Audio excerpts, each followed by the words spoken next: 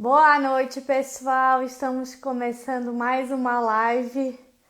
Acessibilidade de norte a sul, todas as vozes do Brasil. Hoje temos uma participação muito especial. Vai ser muito bacana essa conversa.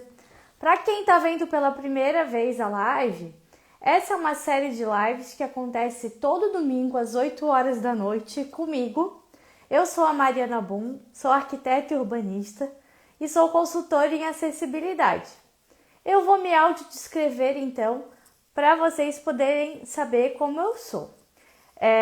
Eu sou uma mulher de pele clara, tenho cabelo castanho, na altura dos ombros, um pouco avermelhados. Meu cabelo é cacheado, tô com uma blusa rosa, de manga comprida. E atrás de mim tem umas prateleiras com várias coisas de acessibilidade. Eu tenho várias Barbies com deficiência, a Barbie cadeirante. Lá em cima tem algumas objetos de arquitetura, uma foto lá em cima do Lucas, meu filho. E é isso.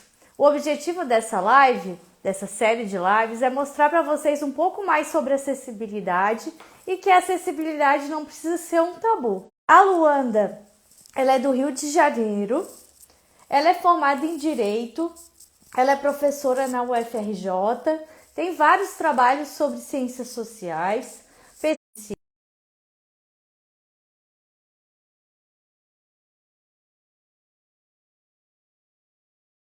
nas suas falas, na apresentação do seminário da PNAD contínua do IBGE, que teve uma apresentação sobre os dados da pessoa com deficiência, e a Luanda, quando eu assisti a apresentação do seminário, me identifiquei muito com ela porque ela usava palavras muito práticas, muito simples, de que a gente conseguia entender o que eles estavam falando ali sobre o seminário. E ela tem um grande conhecimento sobre pesquisas sociais, indicadores sobre pessoa com deficiência. Então, eu chamo hoje a Luanda, que ela também para quem não segue ainda, a Luanda ela tem um Instagram chamado Papo Defissa. Depois a gente coloca aqui de novo. Então, vamos chamar ela para conversar. Eu gostaria que vocês participassem dessa conversa, façam perguntas, vamos fazendo um bate-papo. Então, vou chamar aqui a Luanda e coloquem aqui de onde vocês são para a gente saber quem está assistindo aqui as lives. Vamos aqui com a Luanda. Ela está entrando pelo Papo Defissa. Bora lá. Oi, Luanda, boa noite. Boa noite, tudo bem? Tudo bem? Tudo certo contigo? Tudo certo. Luanda, É, eu vou, primeiro, muito obrigada por aceitar esse convite, de estar aqui com a gente essa noite. E bora lá, se tu puder te audiodescrever. tudo bem? Eu falo aqui do Rio de Janeiro. Até peço desculpas se a internet em algum momento travar, mas está chovendo muito esse final de semana aqui no Rio. Já deixei a postos o celular e a internet de casa. Eu sou uma mulher branca de 39 anos, tenho cabelo castanho escuro na altura dos ombros. Estou usando um vestido marrom de listrinhas brancas, um batom vermelho para vinho. É, no meu fundo, vocês veem uma parede que tem um quadro com uma árvore genealógica de autores. E dá para ver também uma série de prateleiras com livros. Os que estão atrás de mim são os livros da minha filha, são livros infantis. A Luanda, quando ela bota os livros no papo difícil, meu Deus, ela tem muito livro, gente. Tu gosta, né? É casa de Luanda, professores, aí todo cara mundo de tem muito professor. livro. Que bom. Eu queria saber como é que tu se envolveu com acessibilidade. Tu é uma pessoa com deficiência, ou tem alguém na tua família, enfim, para quem não conhece a Luanda, como é que tu se envolveu nesse assunto? Então, né, eu fiz uma audiodescrição do que eu estava vendo na tela, então eu omiti uma informação que não dá para ver, né? Eu sou uma mulher cadeirante, e logicamente, sendo uma pessoa com uma deficiência, né, com um impedimento que traz uma limitação bastante importante, a gente acaba se envolvendo com a acessibilidade no dia a dia, né? Então, eu tenho uma condição degenerativa, que é a distrofia muscular, então já desde o início da adolescência eu já manifestava alguns sintomas, mas no início da minha vida adulta tive um acidente de carro, que foi quando eu passei a usar a cadeira de rodas, e foi quando a falta de acessibilidade da cidade onde eu vivo, né, do país onde a gente vive, apertou mais o calo, né? Porque aí a coisa de precisar do banheiro acessível, de não poder ir num lugar com escada, se tornou uma questão que perpassava todos os meus dias, né? Então, nessa época, até foi um momento, isso já tem muitos anos, né? Já tem quase 20 anos agora, e a gente não tinha o acesso que a gente tem a redes sociais, tem hoje, né? A coisa o debate da acessibilidade, eu acho que ainda era mais iniciante. E aí, alguns blogs na época me ajudaram muito, né? Tinha um blog que era o Mão na Roda, que hoje em dia eu acho que não sei se tem ainda, mas era o Eduardo Câmara que tocava principalmente esse blog. Nossa, tinha muita dica, né? De lugares acessíveis, questões da cadeira de rodas. E tinha também o Cadeira Voadora, da Laura, que também está aqui Da no Instagram, Laura, que também sim. é maravilhoso, com dica de turismo. E aí você começa a viver aquilo mais, né, no seu dia a dia, mas demorou bastante tempo para que se tornasse também parte do meu trabalho. Uhum. Entendi. Ô, Luanda, só para quem não sabe, não conhece, o que é a distrofia que tu comentou que tu tem? Tu foi ficando cadeirante? Como que é isso? É, a distrofia muscular ela é uma condição genética, né? Então, teoricamente, daria para identificar desde que eu nasci, mas como eu era a primeira pessoa da família, né? A gente só começou a investigar quando começaram a surgir sintomas. E aí eu já tinha por volta de uns 13 anos. E ela é uma condição que é degenerativa, então de fato vai piorando um pouquinho, né? Não tem mudanças drásticas, mas ela vai sempre piorando aos poucos. Uhum. Só que, como eu falei, eu tive um acidente de carro no final de 2007. Aí eu fiquei muito tempo sem poder me movimentar, tive fratura. Uhum. E aí, com isso, foi um momento assim de piora expressiva, né? Fora do ritmo normal da condução. Entendi. E, ô Luanda, tu faz muitas pesquisas sobre a mulher com deficiência, a mulher no mercado de trabalho. A gente vê isso muito também no teu blog do Papo Defissa. De onde que veio esse teu interesse em começar a pesquisar sobre a questão da mulher em relação à deficiência? Como eu falei, demorou para eu chegar nesse ponto, né? Daquele primeiro contato com os blogs de acessibilidade, até tive o meu, né? Durante um tempo, mas não tinha a mesma disciplina que Laura, que Eduardo. E aí também foi uma época que, quando eu comecei a trabalhar, né, no IBGE, que também a minha demanda, né, de vida ficou muito diferente, né? Só que eu passei, enfim, por muitas áreas lá antes de chegar até a área dos indicadores sociais.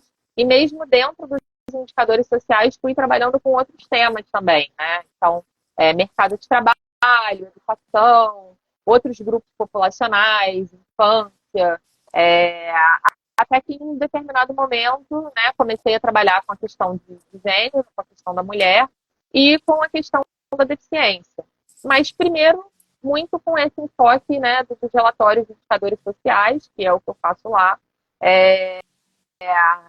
E até que, mais ou menos, quando começou a pandemia, eu falei, olha, acho que agora está na hora de eu fazer um projeto de pesquisa para doutorado, né? Eu também sou professora universitária, dou aula de relações trabalhistas, então foi um momento em que as coisas começaram a casar um pouco mais, né? Dando aula de direito do trabalho, trabalhando com indicadores sociais de pessoas com Parece deficiência e de que mulheres. tudo foi se Daí, juntando assim, né? é, depois de muitos anos, né, de uma graduação para um lado, mestrado para o outro, e o trabalho no começo do IBGE não era nessa área, né, era com uma parte mais econômica, as coisas finalmente começaram a ter um sentido maior.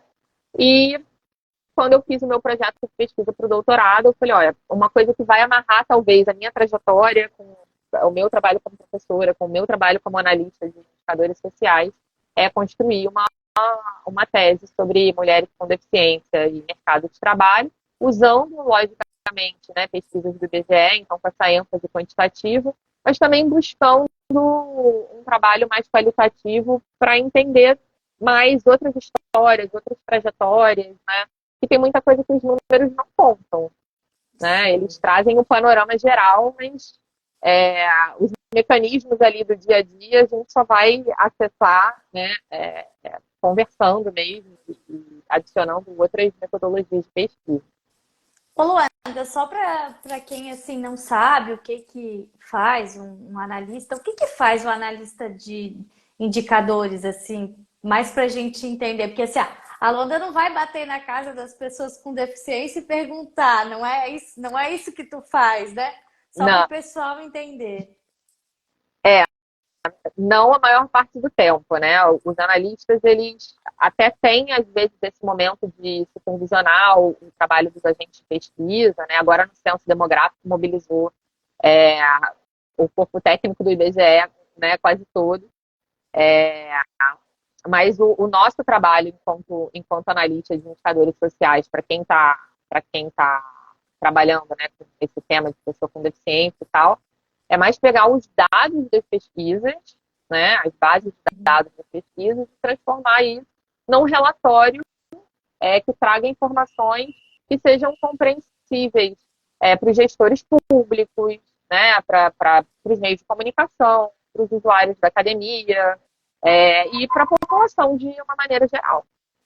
Sim. E é muito bacana que é através desses relatórios que depois a gente vai ver apresentações sobre o assunto, palestras, enfim. Quem não sei, eu já fiz algumas palestras sobre acessibilidade, mas quem nunca usou um gráfico, alguma coisa do IBGE para mostrar alguma coisa? É o que tu falou, tem que ser algo palpável porque as pessoas precisam entender, né?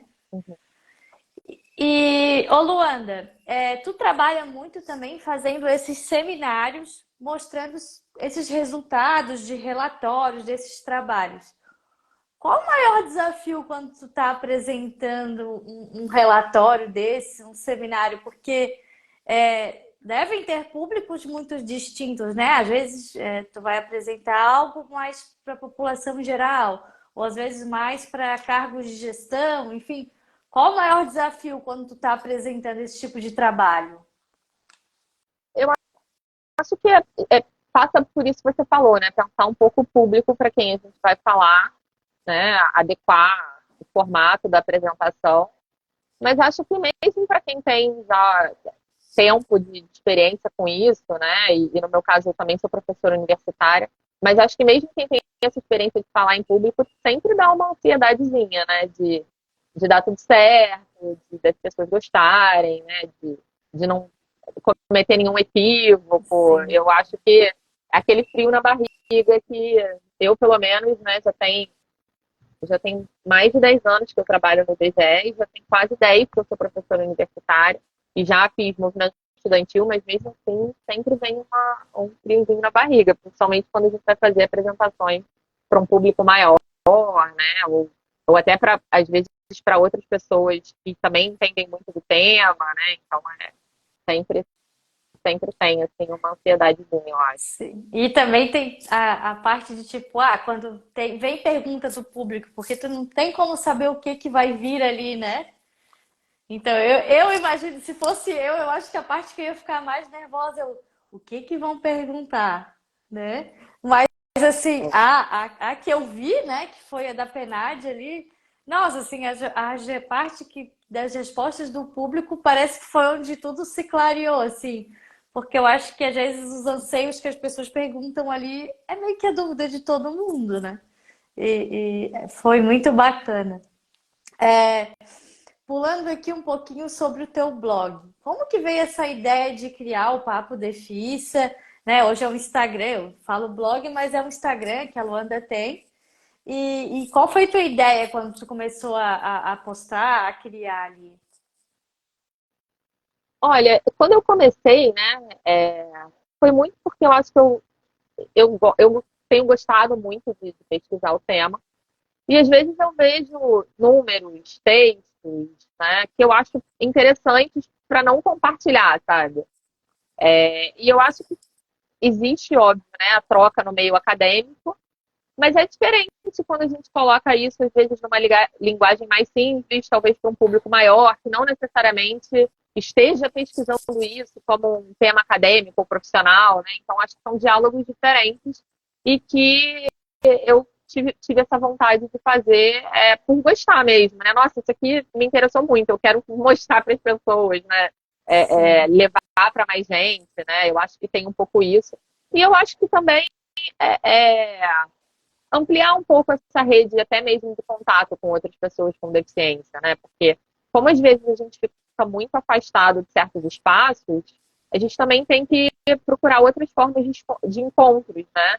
Eu não tive muita oportunidade de trabalhar com tantas pessoas com deficiência assim na minha vida, estudar com outras pessoas com deficiência, né? E então acaba que vira uma forma, né, de proporcionar esses encontros. Né? Uhum. É muito bacana. Tem um vídeo teu ali no blog, que até no Papo de Fissa, eu vi que teve algumas repostagens, assim, até o Ricardo Shimozakai, que teve aqui semana passada, a gente fez a live com ele, eu vi que ele repostou, e que deu uma emaranhada de resposta ali, era um vídeo da Luanda, eu até repostei ali no meu story pro pessoal dar uma olhada, que é tu subindo uma escada com tipo uma cadeira de. Como é que a gente chama? É uma cadeira de Uma, escritório. uma cadeira, subindo numa cadeira acoplada ali numa máquina que tá subindo ali a escada. E daí as pessoas começam, mas isso não é acessível, mas tá errado e não sei o quê. Deu, gente! Então, assim, eu queria trazer esse caso aqui. Conta pra gente aonde que é aquilo dali. Depois, pra quem não viu, depois entra ali no Papo Difícil e vê esse vídeo da Luanda, que ela tá subindo uma baita escada em cima de uma cadeira, né, motorizada e que vai subindo a escada ali. Então, eu até coloquei, né, no título do vídeo que é uma acessibilidade na marra e que é uma gambiarra, né? Então, assim, é aquela coisa do coiote no desenho animado do Papaléguas, as crianças não façam isso em casa, né? É, eu postei mais como um pouco de anedota e um pouco problematização do acesso aos recursos, mecanismos que a gente precisa, né? Porque Uhum. aquele lugar é a casa onde eu vivia, né? A casa do meu pai, que era uma casa muito vertical, né? E a gente foi tornando ela um pouco mais acessível à medida que eu fui precisando, né? Uhum. Só que em algumas partes da casa não tinha nada é, formal, né, técnico, recomendado pela ABNT, né, que funcionasse e que fosse palatável financeiramente, né? A gente chegou nessa época que eu tive o acidente, eu simplesmente não consegui ir mais para aquela parte da casa onde ficava a churrasqueira, eu ia no colo, né? Uhum. Meu marido me carregava no colo, e óbvio que isso é custoso, né? E ainda tinha. Porque antes do acidente eu ainda conseguia subir, a gente tinha feito um esquema de uns degrauzinhos bem pequenininhos, então eu conseguia subir aos pouquinhos e conseguia descer relativamente tranquilo. Com o acidente já não dava mais para fazer isso, né? E aí, assim, você vai deixar de viver na casa que você vive, né? Que você tem. Não é assim, né? De um dia para noite você trocar de casa, né? Não é uma coisa. Não é trocar de Sim. camiseta, né? Então a gente foi buscando alternativas e em relação a essa parte da casa, a gente procurou várias empresas, vários orçamentos e além dos orçamentos serem proibitivos na época, nada resolveria totalmente, né? Porque era um pedaço em curva, então, enfim. E aí, a minha madrasta, né, que é uma pessoa muito inventiva, com milhares de talentos, e o pai dela, né, que igualmente é uma pessoa essas pessoas que são autodidatas, né, Sim. que sabem construir móvel e são artistas, enfim, né? Eu zero sou essa pessoa, né? Eu sou a pessoa do sistema. Eles tiveram essa ideia, né? Então eles usaram um motor que aguentava 250 quilos, né? Uma coisa mesmo de fazenda, trator, sei lá. Fizeram os trilhos, né? E aí tinha uns cabos segurando. Eu sou tão roda presa, né, pra esse tipo de coisa que eu nem sei explicar direito.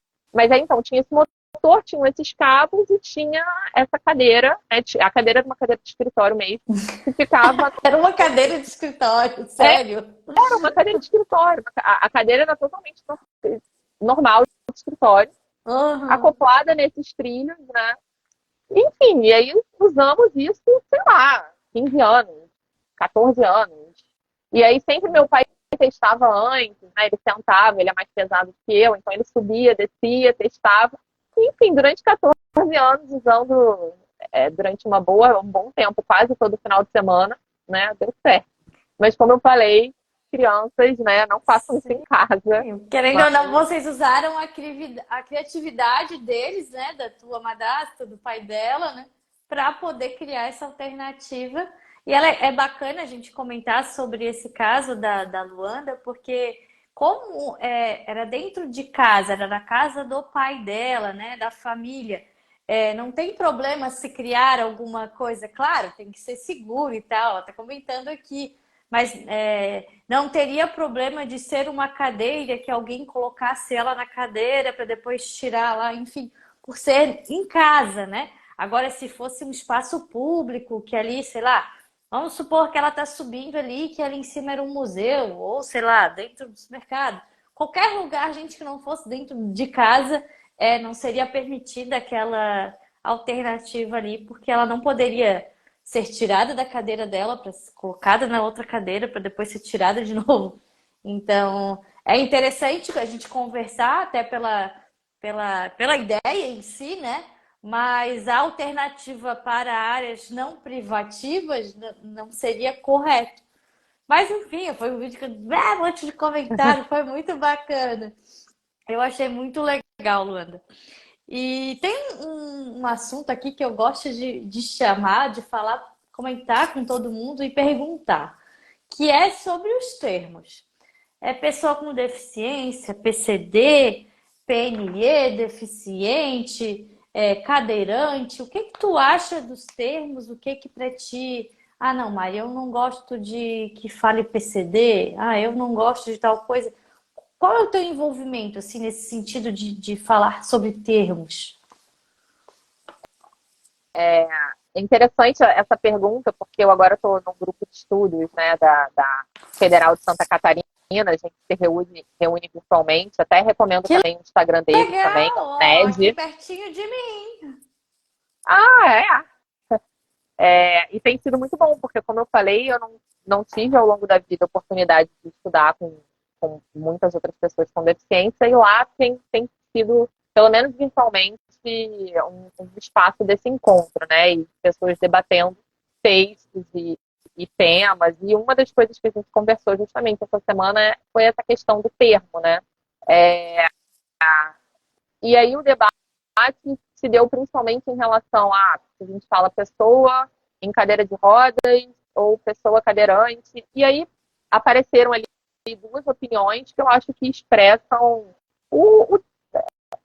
em grande medida o debate mesmo, né, da nomenclatura, né, que é colocar a pessoa na frente, então pessoa em cadeira de rodas, pessoa com autismo, pessoa com deficiência auditiva, que é um caminho, né, e é inclusive o caminho que foi adotado pela Convenção dos Direitos das Pessoas com Deficiência, mas você teria um outro caminho que é o da identidade na frente, né, então seria cego, surdo, cadeirante, autista, né?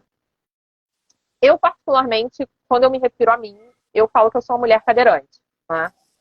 Porque eu não... Quando eu comecei a ver essa nomenclatura, né, de pessoa que usa cadeira de rodas, primeiro que me soou como uma coisa transitória, né? Que a pessoa às vezes usa, às vezes não usa, ou está usando naquele momento, o que no meu caso não é real, né? Eu fico na cadeira de rodas o tempo inteiro, menos quando eu estou deitada. É, então, ser cadeirante é uma característica minha tão importante quanto todas as outras, né? Quanto ser mulher, quanto ser mãe, é, é permanente, né? E eu acho, não, eu não acho que tem uma conotação pejorativa, né? É claro que a conotação também cada um dá, né? A pessoa pode usar de E maneira também pejorativa ou não. depende da situação, né? Também não tem como.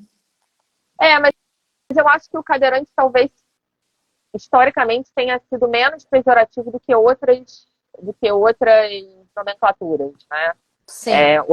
Outras condições até que talvez tenham mais estigma, como as relacionadas à deficiência intelectual, né? E outras Uhum. questões relacionadas à saúde mental. Mas o que eu vejo hoje é que você tem, né? Essas duas vertentes, a da pessoa na frente ou identidade na frente, e eu, quando falo de mim, vou na identidade na frente, né? Eu Uhum. acho que ser cadeirante é uma coisa que me atravessa 24 horas por dia e é, responde por uma parte importante do meu jeito de ser, né? Que é a forma como eu me locomovo para qualquer lugar, né? Sim. Eu tenho visto algumas críticas em relação à sigla, né? Então, assim, mesmo as pessoas que utilizam pessoa com deficiência têm críticas em relação a usar PCD, porque não expressaria a diversidade das experiências da deficiência, invisibilizaria o significado por trás. Então, tenho escutado críticas em relação ao uso da sigla, né? E PNL, Uhum. acho que já Já deu, né? desuso, total, né? Porque necessidades especiais todo mundo tem alguma, né? Tem as pessoas que não podem comer amendoim, é uma necessidade especial de não ter amendoim na comida, né? Então, assim, é, Sim. já ficou ultrapassada, né? Agora, como eu falei, tá lá no grupo, né? Quando eu falo de mim, eu falo dizer o que eu quiser, né? Mas também, Exatamente. assim, fora, né? Fora sem tentar, sem incorrer, né? Em nomenclaturas que pudessem ser ofensivas a outras pessoas, Uhum. eu, né, faço a minha escolha. Agora, eu acho que quando, por exemplo, quando eu estou escrevendo, né, ou falando para algum público sobre informações, indicadores, acho que a gente tem que ter um cuidado, né, com aquilo que é mais aceito, com o que está na norma, né, tem esse conjunto de fatores também para levar em consideração. Então, hoje, eu não gosto muito da nomenclatura pessoa com deficiência, mas eu entendo que é o que está na Lei Brasileira de Inclusão, na Convenção dos Direitos das Pessoas com Deficiência, e que é, né, o politicamente correto. Então, é o que eu uso na minha tese, e quando eu falo, mas esse com é uma coisa que me incomoda, né? Hum. Eu sou muito adepta ao modelo social, né, que usa o disability, né, que seria a deficiência como uma questão social. Então, quando a gente fala, eu tenho uma deficiência, a gente está voltando para aquela concepção de que, né, é a característica do corpo que leva à situação de desvantagem social, né? Então, eu gosto da separação dos termos impedimento e deficiência. Impedimento para significar a característica, a deficiência, o fenômeno social. Mas, como eu falei, né, também não dá para resolver tudo e até para se fazer Mas entender é o muito pessoa com interessante a deficiência de forma gente correta. ver. É muito interessante a gente ver esse teu olhar, porque às vezes a pessoa acha assim, ah, mas é só um com, o que que tem? Mas faz toda a diferença quando é explicado, né? De vez do ter e do com. Eu não teria, não tinha pensado nisso ainda. E por isso que é bacana, eu sempre gosto de perguntar, porque cada vez que eu converso com uma pessoa, alguém traz uma coisinha diferente que vai agregando. E isso é muito bacana. Ô Luanda, tem outra questão que a gente fala assim, das pautas, né? Que a gente fala, pautas sociais. Tem a questão da cor da pele, da pessoa com deficiência, da mulher, LGBT, que ia mais. Então, assim, hoje tu estás em duas pautas ditas assim, pautas sociais que às vezes são muito vistas separadamente. Como que é essa relação da gente falar tanto da pessoa com deficiência, né, da Luanda com deficiência e da mulher. Então, quando a gente fala mulher no mercado de trabalho e PCD, então, às vezes as pessoas elas vão colocando os assuntos em caixinhas diferentes, mas existem pessoas que estão em mais de uma caixinha. Como que tu te relaciona com isso? Até uma das suas temáticas de estudo, né? Sobre isso. É importante a gente entender, né, que a experiência da deficiência, ela não é homogênea, né? Ela é diversa, né? E então a gente precisa considerar os outros, né, as outras características. Então, é claro que existe uma discriminação da pessoa com deficiência no mercado de trabalho, que também vai se aplicar aos homens com deficiência, né? Mas você tem, por exemplo, formas específicas de afastamento da mulher com deficiência do mercado de trabalho, que é uma coisa própria do gênero, né?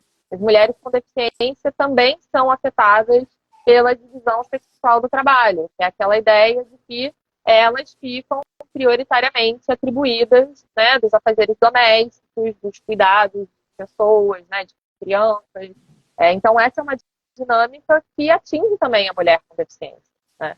E é importante jogar luz nessas situações, porque durante muito tempo os estudos de deficiência negligenciaram a condição de ser mulher e os estudos de gênero e os movimentos sociais, até feministas, negligenciaram a condição das mulheres com deficiência, né? Então, esse movimento de pensar, né, o cruzamento dessas características, ele é relativamente recente até, né? Aqui no Brasil, a gente está falando, né, de anos 2010 para cá, praticamente, né? Quando a gente começa a ter esse movimento iniciando na academia, principalmente com a Naí Mello, né?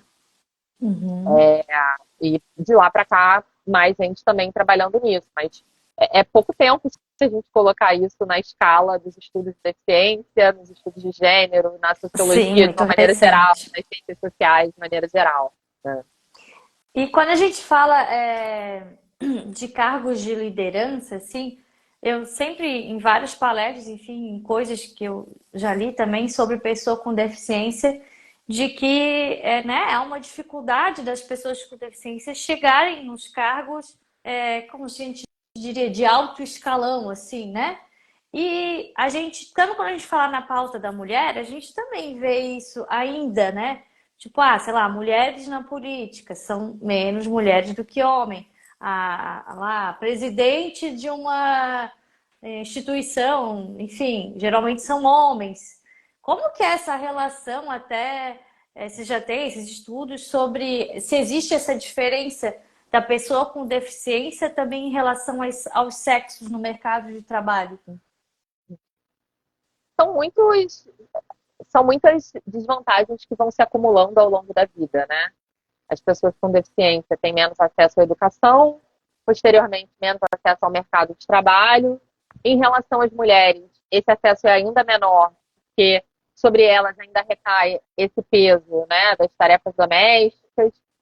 E uma vez acessando, né, ultrapassadas todas essas barreiras, uma vez conseguindo participar, né, no mercado de trabalho, ainda tem o problema de se alocar em posições de qualidade, né? Quando a gente pega os dados da PNAD contínua, a gente vê que as mulheres com deficiência participam menos do mercado de trabalho, quando participam, estão em ocupações com piores remunerações, né, mais precárias de uma maneira geral.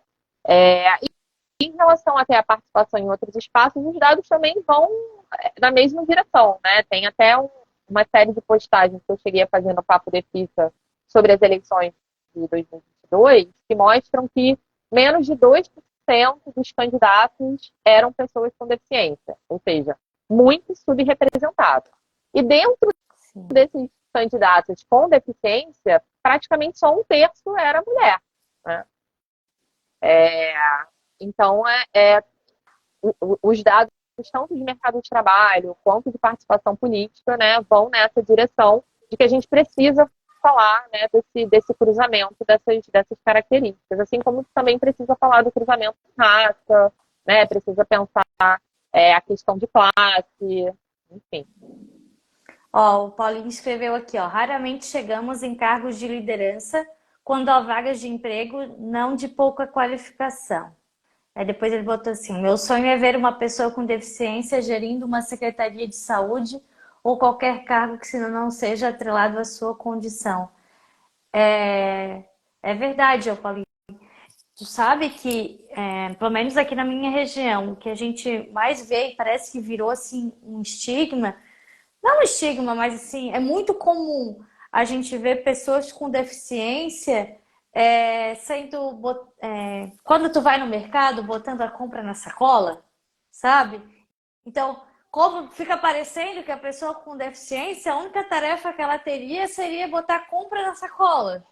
E porque os mercados tem muitos funcionários, então provavelmente eles entram na questão de mais de 100 funcionários, tem que atender além de cotas, então precisamos ter pessoas com deficiência no nosso quadro de funcionários. E o que eu mais vejo é a pessoa com deficiência colocando compra na sacola e tantos outros cargos que poderiam, né, ter, não querendo redimir o cargo de botar a compra na sacola. Muito bom quando alguém coloca a compra na nossa sacola, mas tem tanta coisa que podia fazer, né? Isso é uma coisa que a gente vê muito, né? Assim, anúncio de vagas, vagas PCD. Eles não falam para o que é, né? Você vê que é aquela vaga justamente para a empresa cumprir lei de cotas. É, Uhum. eu estava orientando até um amigo meu essa semana que trabalha, né, com essa questão de RH. Eu falei, olha, por que você não faz os seus anúncios das vagas que a empresa de fato tem? E aí você coloca uma mensagem, encorajamos a contratação de pessoas com deficiência. Ou então entra em contato, né, com essas agências de recrutamento de pessoas com deficiência. Mas fala quais são os métodos que você tem, né? Porque se a Como se a gente pessoa não precisasse ter aptidão para nada, né? porque a gente, né, tem até muitas decisões judiciais assim sobre esse tema, né, em que as empresas alegam que não tem pessoa com deficiência com formação naquele lugar. E se a gente pegar a quantidade de pessoas com deficiência com nível superior, né, que não estão ocupadas, é, por comparar a quantidade de pessoas com deficiência que tem em cada estado e quantas estão trabalhando, a gente vê que tem algum descompasso aí no que está sendo argumentado, né? Na verdade, são outras questões que afastam as pessoas com deficiência do mercado de trabalho, não necessariamente, né, a sua condição de saúde ou a sua formação, né? Muitas vezes as pessoas até desistem de procurar por uma expectativa de discriminação, ou por isso, né? Outro dia eu fiz um levantamento no próprio perfil, né? Óbvio que isso não tem nenhum rigor estatístico, foi um levantamento de Instagram, sobre experiências de capacitismo, né, no ambiente de trabalho. E aí algumas pessoas, né, colocaram, eu ficava num cantinho o dia inteiro. Eu fui contratada e não fazia nada, ficava num cantinho. Aí a outra pessoa, né, uma pessoa com deficiência auditiva, queriam que ela ficasse num atendimento de telefone. Umas coisas assim que. Que não dá assim, né, hoje em dia. Ô Luanda, e um outro papo que é bacana de a gente comentar, que eu acho que tu é a primeira pessoa, a primeira mulher com deficiência que eu converso, mulher cadeirante, aqui no Instagram, que tem filhos, né? A Luanda, ela tem uma filha, né? Qual é o nome da tua filha, Luanda? Olga. Ela tem a Olga. E como que foi essa experiência de ter uma filha? Se as pessoas ficam tipo, ela teve uma filha porque a filha vai cuidar dela, ou sei lá, tá grávida? Como assim? Que absurdo! Parece ser aquela coisa meio angelical da pessoa cadeirante, assim. Como que foi essa experiência? Como tá sendo, né? Que a Olga é uma criança. Olha, eu acho que quando eu estava grávida tinha uns palpiteiros do parto, né? Tinha os palpiteiros do parto, mas quem, eu não dou muito espaço para isso não, sabe? Então, é, às vezes a gente ouve algumas coisas, né? Eu já cheguei a escutar sobre amamentação, né? Que eu acho que toda mulher escuta, na verdade, né? A Com criança muito grande certeza. pela mama. esses palpites, assim, às vezes acontecem, né? É, mas eu acho que de fora não, assim, porque eu também, essa coisa de rede social, ela é, assim, mais pública, né? Até esse perfil do Papo de Pizza e, assim, falar um pouco mais de deficiência de uma maneira pública, é a minha primeira experiência, né? Há muito, como eu falei, lá no começo eu tinha um blog de acessibilidade, né, na linha de, cara, vou ajudar, porque tanta gente me ajudou quando eu passei a usar cadeira de rodas no sentido de conhecer lugares, estimular a viagem e tal, que eu queria fazer parecido. Mas isso foi muito rápido, então, assim, não tinha muito quem viesse comentar minha gravidez, ou ter filho, de uma maneira com esse peso, né? Como eu vi, por exemplo, que já aconteceu com a Su, que era daquele perfil nerd e cadeirante, que eu acho que agora é família adaptada, é um perfil grande, é um perfil grande e é um perfil muito focado na vida familiar deles, né? E aí teve um vídeo que ela fez dançando grávida. Cara, que a quantidade de comentário maldoso é um negócio assim impressionante. É, eu não sei se eu teria dado conta se eu tivesse na situação dela, não. Acho que eu teria jogado pro alto essa coisa de dialogar com gente que eu não conheço, porque eu achei assim muito pesada. Né? A coisa dos haters é muito pesada, né? Meu perfil ele é um perfil muito pequenininho. Quem tá ali Sim. se interessa mesmo pelo debate, né? Então, é, até hoje está tranquilo e gostoso de ter. Tenho conhecido outras pessoas que têm agregado também, que me mandam referências, né? É, então eu nunca passei por essa experiência, né, de comentários assim, não. Tem essa coisa de pessoas na rua às vezes, né? Teve uma vez, acho que eu cheguei a contar essa cheguei a contar essa no perfil, né? Eu tava com a minha filha no colo, a gente tava numa dessas fazendinhas, assim, e aí uma senhora fez algum comentário, porque ela tava toda esticadona no meu colo, né? E aí fez algum comentário no sentido dela ser meio preguiçosa. Que ela não era mais bebê, ela já devia ter, sei lá, 3 para 4 anos, talvez. E aí eu, na hora, até fui simpática, né? Eu falei, ela tem sorte, pode sempre pegar carona no colo da mamãe. E aí a mulher Ah, eu virou pra vi mim assim, essa. essa sorte eu não queria, não. E tipo, cara, por quê, né, meu Deus? É, enfim, mas era uma senhora, então deixei pra lá, assim, né? Deixei pra lá, segui, só fiz aquela cara de, né, podia ter ficado calada. Já teve Sim. uma vez também, aí não teve a ver com maternidade, né? Mas teve uma vez, assim, que eu também estava numa festa, até numa festa de trabalho, e aí também uma senhora que falou alguma coisa assim, ai, que pena que você não pode dançar. Ai, ai. Mas mas assim, eu acho que o processo da maternidade ele era mais complexo na minha cabeça do que em relação a fatores externos, né? Assim, já como vai ser a gravidez para minha saúde e como vai ser quando eu tiver um bebê e eu não consigo segurar no colo direito e eu não vou poder ficar em pé sacudindo para dormir e eu não vou poder correr atrás. E eu tinha esses medos mesmo, né? É, Tipo, também foi uma outra coisa que eu postei. bebê gosta que fique andando em pé ao invés de sentar. Porque eu É, tinha muito isso do meu filho. Parece que quando tu senta, eles já sabem, né? Mas ali no é, teu caso, tu já ia estar sentada, então ela já acostumou sentada. foi até também um outro post que eu fiz recentemente com uma foto do Humans of New York, né? Que eles fizeram, que é um perfil também que vai tirando fotos de pessoas do mundo todo. E aí, por acaso, num carnaval aqui no Rio, há muitos anos, quando minha filha era pequena, a gente estava fantasiada igual. Acho que ele achou bonitinho, tirou foto e a gente teve esse papo, né? Quais eram as dificuldades. E aí eu acho que eu tinha esses medos, né? De, caraca, será que ela não vai, sei lá, não vai sentir que é suficiente, né? Umas coisas assim. E olha, eu até brinco, né? Que na verdade o bebê não precisa ser sacudido, porque minha filha não era sacudida por mim, não ficava em pé. Claro que de vez em quando tinha outra pessoa que podia fazer isso, mas quem botava ela para dormir praticamente sempre era eu e dormia deitada, né? A gente ou mamava sentada ou mamava deitada e dormia daquele jeito mesmo, né? Sim. E, e é isso, eu acho que a criança também faz parte, daquele contexto familiar que ela vive, né? Então, acho que as referências talvez sejam outras, né?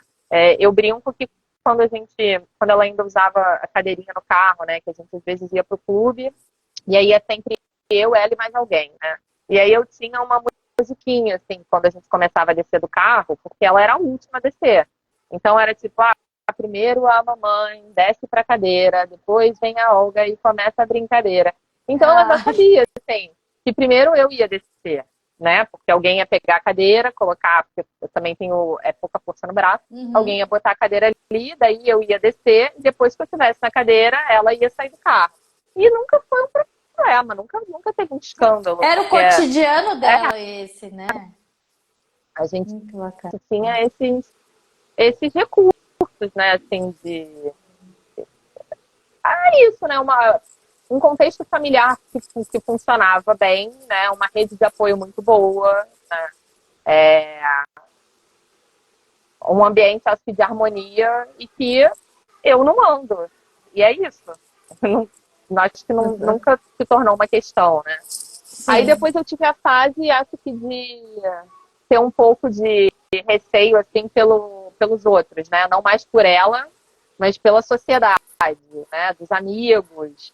Mas também, olha, criança é muito bacana, né? Assim, a gente uma vez fez uma atividade na escola dela, a escola dela tinha uma época do ano que todas as famílias podiam propor uma atividade, fazer uma atividade com as crianças, né?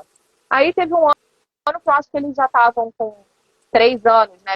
Virando 3 para 4, que eu falei, pô, vou fazer uma atividade diferente. Então eu fui para a escola com meu marido, eu fiquei sentadinha num banco, e aí a minha cadeira estava toda desmontada do outro lado da escola, então as crianças tinham que montar a cadeira com meu marido, vir me buscar para a gente fazer uma brincadeira para todo mundo, né? Então a ideia que a gente buscou passar ali era tipo, olha, aqui a gente vai ter um momento que todo mundo vai cooperar, né? Mas depois todo mundo vai brincar junto. Então o fato da gente precisar cooperar para ela se deslocar não impede que todas as outras coisas que a gente faz aqui na escola, da brincadeira, do aprendizado, ela faça parte do grupo, né? Aí fiz uns adesivos, assim, com símbolos de acessibilidade, aí todos eles colocaram na camisa e tal. E, na verdade, esse grupo de amigos dela, assim, a disputa é para quem, às vezes, quem é no meu colo, quem ia pegar carona, quem ia me empurrar. Hoje eles já são maiores, eles gostam mais de empurrar, né? E aí eu explico que às vezes eu quero, às vezes eu não quero. Olha, agora eu quero ficar aqui. Quando eu quiser ir para outro lugar, aí eu te chamo. Se você ainda quiser ajudar, você me ajuda. E até hoje tem sido muito bacana, assim, sabe? Aí tem os abutres, né? Uma vez eu estava contando uma história dessas, aí a pessoa falou assim, mas quando for adolescente você vai ver só, quase um mau agouro.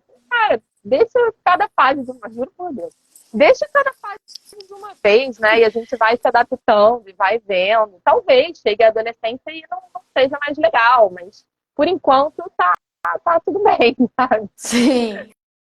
Não, e querendo ou não, essas pessoas estão todas aprendendo junto, né?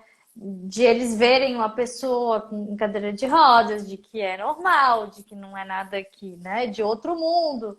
E até essa questão de dizer, não, pode sentar, pode me levar, tipo, porque para ter uma relação com a própria cadeira de rodas, porque às vezes as pessoas acham que só de encostar, meu Deus, vai vir, vai baixar um negócio e eu vou ficar também, assim, uma coisa meio sem noção, de um nível assim que gente. Outra coisa que eu queria conversar contigo, Wanda, é sobre a PNAD contínua. Bora lá. E aí, um método mudou de pesquisa das pessoas com deficiência? Não mudou? As pessoas acham que tem menos deficientes do que tinha antes? Enfim, conta pra gente um pouco sobre essa questão desses resultados da PNAD, sobre a pessoa com deficiência. Então, né? Eu acho que durante muito tempo a gente tinha como dado de pessoa com deficiência a primeira divulgação do censo 2010, né? Que era aquela coisa de 45 milhões de pessoas são pessoas com deficiência, que era quase 24% da população. Naquele momento, né? O IBGE classificou como pessoas com deficiência todas as pessoas que responderam no censo ter alguma dificuldade para realizar as funções e atividades que tinham sido investigadas, né? Então, enxergar, ouvir, caminhar sob escada, é, em um determinado momento, por recomendação da ONU, né, passou-se a classificar como pessoas com deficiência as pessoas que respondiam não mais só alguma dificuldade, tinha que responder muita dificuldade ou não conseguir de modo algum. Então, a gente passou a dizer que tem uma linha de corte, né, nessa classificação. E passaram, então, a ser chamadas de pessoas com deficiência nesses relatórios quem responde ter muita dificuldade ou não conseguir realizar uma função de modo algum. Então, o censo 2010, com essa nova linha de corte, passou a ter mais ou menos 6% de pessoas com deficiência. E foi também um resultado parecido com o da Pesquisa Nacional de Saúde de 2013, que também era 6, alguma coisa por cento. Na Pesquisa Nacional de Saúde de 2019, foi 8%, mas aí é compreensível porque você tem um envelhecimento da população nesse período, né? E também na Pesquisa Nacional de Saúde de 2019 passou-se a investigar funções que não eram investigadas antes, no uso dos membros superiores. O censo 2020 foi feito de forma semelhante, ainda não foi divulgado, né? E a PNAD contínua, censo 2020, que virou censo 2022, na verdade. E a PNAD contínua 2022 seguiu nessa mesma trajetória, né? Investigou mais funções e chegou também nesse percentual de 18 milhões de pessoas com deficiência, né? Quase 9% da população. Então, são todos números que são coerentes, né? A grande diferença que se tem é em relação àquela primeira divulgação do censo 2010, em que não houve, né, essa linha de corte, né, na classificação das pessoas com deficiência. Mas Ô, isso Luanda, não... só para o pessoal entender. Quando tu fala, vamos supor, lá no censo 2010, se eu usar, vamos supor que eu uso óculos. Se eu uso óculos aí, se a pessoa perguntar, tens alguma dificuldade para enxergar? Sim, uso óculos. Aí já era deficiente? Não, porque todas essas perguntas, né, relacionadas à capacidade de enxergar, elas são feitas perguntando a pessoa com o uso do aparelho de auxílio. Então, a pergunta seria: Ah, você tem tá. você tem dificuldade para enxergar mesmo usando óculos? Entendi. Essa é a pergunta, né? E desde o censo 2010 para cá, com exceção da Pesquisa Nacional de Saúde de 2013, né, mas o censo 2010, a Pesquisa Nacional de Saúde de 2019, o censo de 2022 e a PNAD contínua de 2022 tiveram a mesma metodologia, né? O que houve foi um aprimoramento acrescentando novas dimensões que são investigadas. Então, a PNAD contínua, por exemplo, perguntou sobre dificuldade de realizar cuidados pessoais, dificuldade de aprendizado, concentração e memória, né? A ideia é que você investigue a maior quantidade de dimensões possíveis dentro daquilo que uma pesquisa domiciliar consegue comportar também, né? Porque ela tem outros temas, tem um tempo que as pessoas estão dispostas a responder a pesquisa, né? Mas uma coisa que eu sempre explico é que a pesquisa ela gera um parâmetro para a população como um todo. Ela não tem valor para cada indivíduo no acesso a políticas públicas, né? A resposta que a gente dá para as pesquisas do IBGE, elas são completamente sigilosas, elas não são reveladas nem para outros órgãos. Então, se uma pessoa com deficiência, né, não respondeu às perguntas sobre deficiência para o IBGE, isso em nada vai afetar a possibilidade dela de acessar o PPC, cota em concurso público, vaga na educação especial e por aí vai. Né? Cada política tem o seu próprio mecanismo de acesso. As pessoas ficam achando que, porque não respondeu a pesquisa não tem grandes validades, porque ela não respondeu a pesquisa. Só que as pessoas acabam esquecendo que o IBGE, as pesquisas trabalham com amostras, né? Então a gente vai comparando essas amostras. Isso não quer dizer que se tu não foi entrevistado, não é real.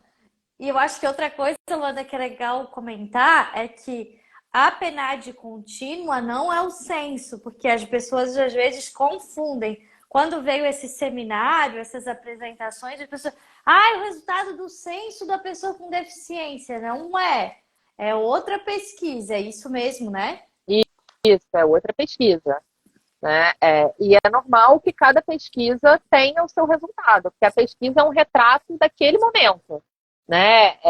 É um retrato daquele momento e você também vai ter pequenas diferenças em relação à incerteza das pesquisas que são amostrais, né? Então, mesmo o censo e a PNAD contínua tendo sido no mesmo ano, né, que foi em 2022, é natural que não vá ficar cravadinho os resultados, né? Sim. E uma coisa que eu queria, como, né, eu sou da área da arquitetura, às vezes tem bastante gente que está assistindo que é da área da arquitetura, e o que que tu vê nesses relatórios da PNAD contínua sobre pessoa com deficiência, que tu vê que tem relação, né, com a arquitetura das edificações, assim, o que que tu pode lembrar, assim, de falar pra gente que tu vê, assim, ó, isso aqui é uma relação bem forte. Eu acho que mais do que uma pesquisa específica ou um número específico, né, é o conjunto de informações que a gente tem. Né? Então, pensar a quantidade de pessoas em cadeira de rodas, ou que no caso do IBGE não vai responder em cadeira de rodas, né, só se for na pesquisa de saúde, mas na PNAD contínua, no censo, né, não conseguem caminhar, não conseguem subir degraus naquele município, né, para a gente pensar a demanda, numa determinada faixa etária, para a gente pensar as escolas, né, numa sociedade em que a gente não consegue fazer com que tudo seja acessível, mas pelo menos para direcionar um pouco mais, né, as políticas. Então a gente consegue cruzar isso também com dados de transporte acessível nos municípios, que também é possível cruzar com outra pesquisa do IBGE que chama Munícipe. O censo ele vai trazer também característica do entorno dos domicílios, se tem pavimentação, se tem rampa, né, que obviamente vai servir de acesso não só para cadeira de rodas, mas carrinho de bebê e outras coisas, né? Então, um Eu panorama acho que de ajuda opções que podem... a priorizar as políticas públicas, né? De tu ver, já que se não dá para fazer tudo, vamos atacar o que está pior em cada lugar. Eu vejo muito assim nesse sentido. O que eu acho que, sim, até pensando, né, como uma cidadã com deficiência, pessoa com deficiência, é tudo muito ruim, né, assim, em termos de acessibilidade, né, para quem demanda maiores acomodações, né, é tudo muito pouco. Então, eu acho que até às vezes é difícil, assim, priorizar, porque até mesmo às vezes os bairros, né, de maior renda, você não tem acesso, né. Eu moro numa região do Rio de Janeiro, né, considerada boa, e eu não consigo sair da minha casa, né, porque não tem calçada acessível para nenhum dos lados que eu vá sair. Né? Ah, mas Sim. não dá para pegar. Se o ônibus for acessível, eu não vou conseguir nem chegar no ponto de ônibus. Então por que você não tem uma cadeira elétrica? Porque não tem como subir calçada, ela não pula para calçada. Então ela Ela precisa não até sai de mais voando, né? acessibilidade. Ela precisa até de mais acessibilidade, às vezes, do que uma cadeira manual, que é mais leve, que uma pessoa ajudando, você consegue, às vezes, subir um degrau, né? Ô, Então, Luanda, eu acho que... essa é uma curiosidade que eu tenho. Que tem pessoas que acabam escolhendo usar a cadeira motorizada e outras a cadeira comum, que a pessoa mesmo vai girando ali com a mão. Como que é essa escolha? Claro, tem a questão de ser mais caro, né? A cadeira motorizada e tal. Mas tu não tem a motorizada? O que é prós e contras, assim? Isso é uma curiosidade minha mesmo. Tem nada a ver com o assunto que nós estamos falando aqui. Então, eu me locomovo pela cidade, né, para local de trabalho, tudo, no meu próprio carro.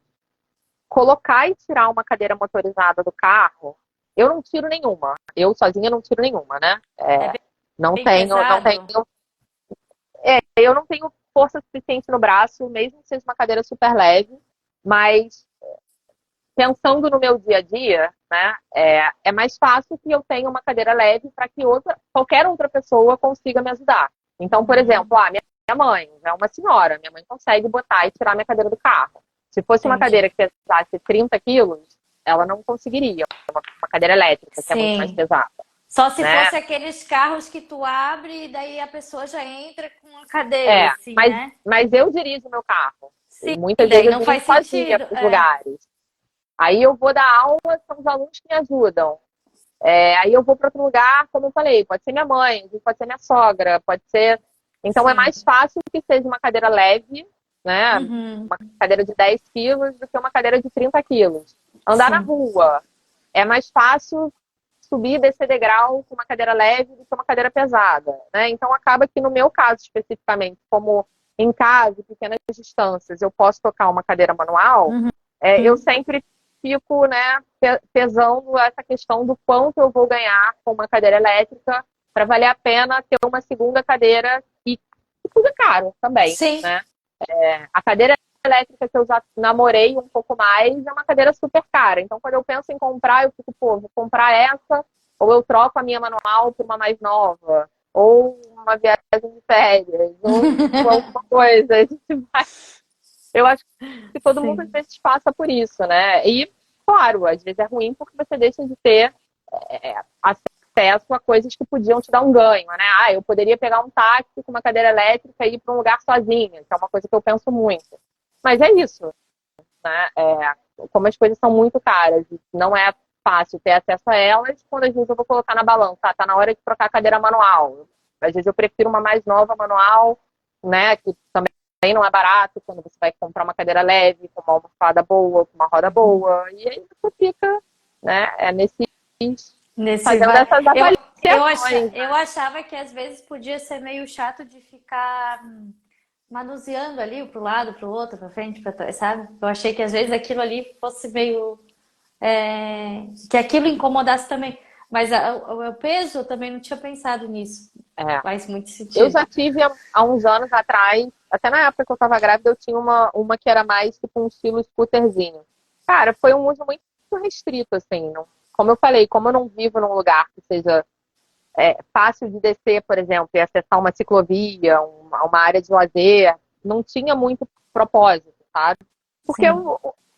enquanto a acessibilidade não for vista como um direito de todos, né, tem que estar lá, independentemente da pessoa estar usando naquele momento, né? Uhum. Enquanto for uma coisa de cada um paga o seu, né? A gente fica com essas limitações, né? Um perfil que eu gosto de seguir também aqui no Instagram é o perfil do Paulo Fabião.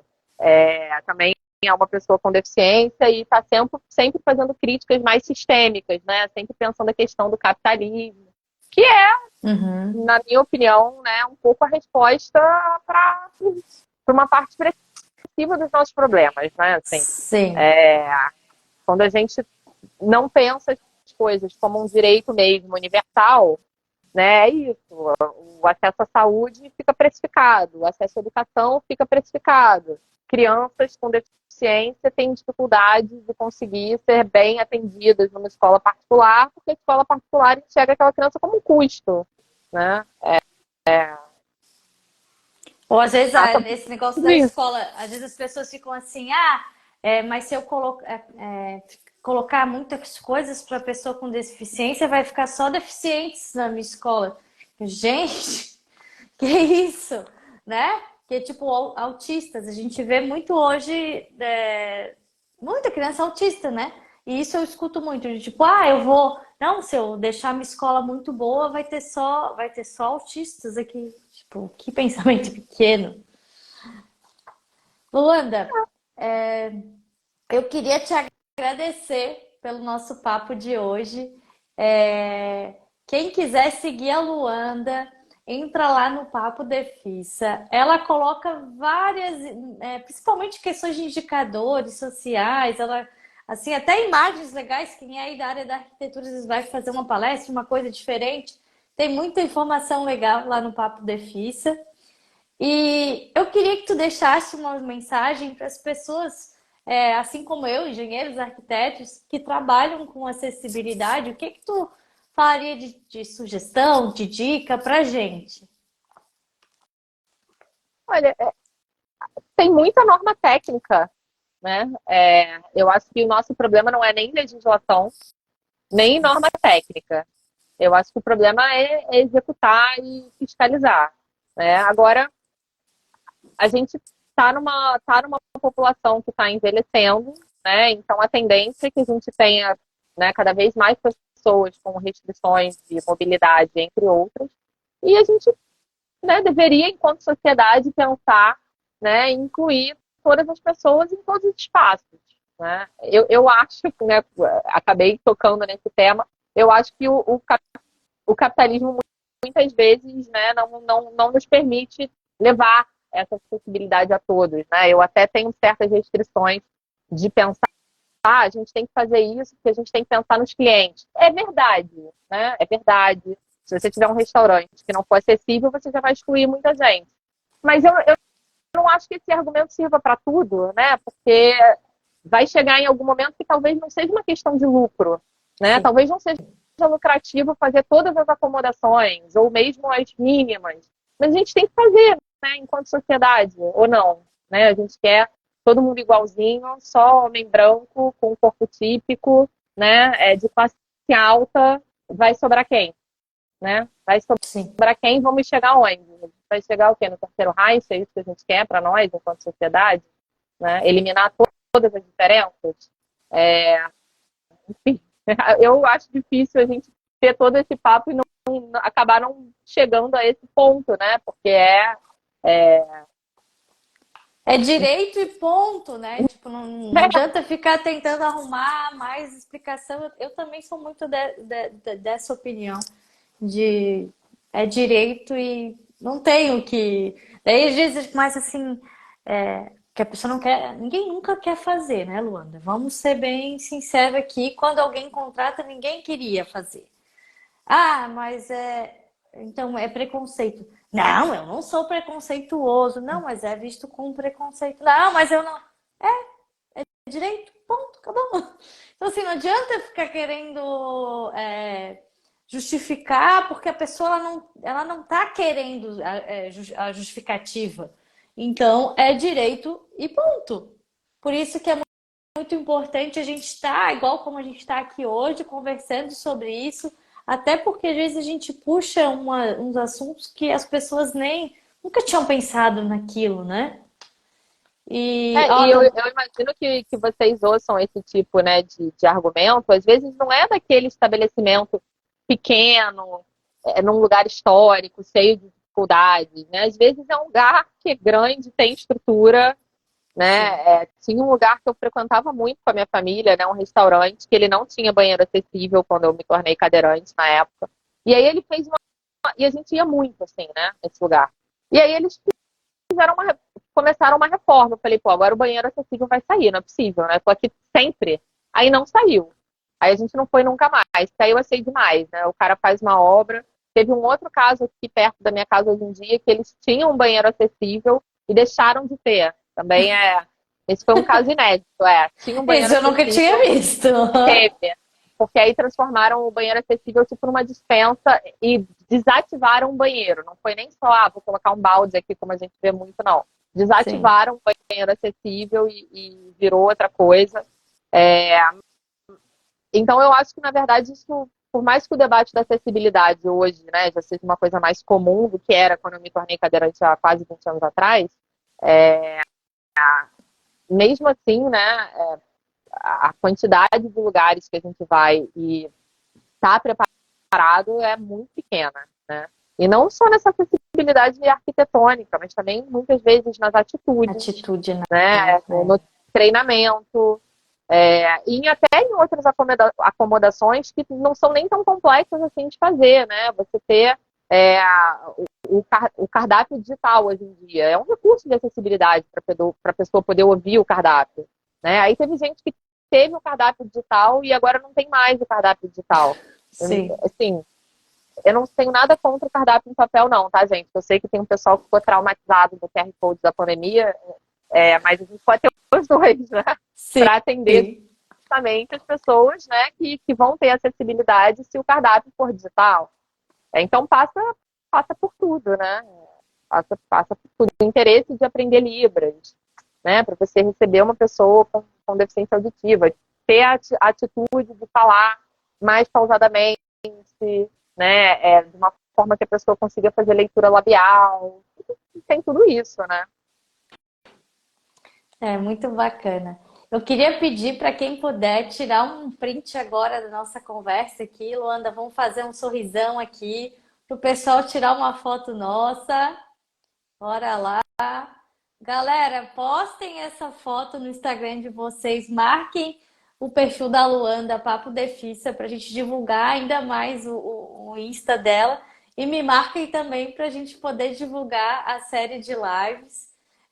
Luanda, eu queria te agradecer mais uma vez por estar aqui com a gente e também por todo esse trabalho que tu vem fazendo de divulgação dos dados, né? Que eu imagino que trabalhar com dados não deve ser uma coisa fácil, mas te agradeço mais uma vez por estar aqui e um beijão aí para ti. Eu que agradeço, Mariana. Muito boa essa troca. Afinal de contas, as redes sociais servem para isso, né? Esses Servem para bons isso, encontros. exatamente. Então tá, Obrigada. gente. Boa noite, obrigada. Até a próxima. Semana que vem tem mais. E aguardo todos vocês. Obrigada, Luanda. Tchau, tchau. Tchau.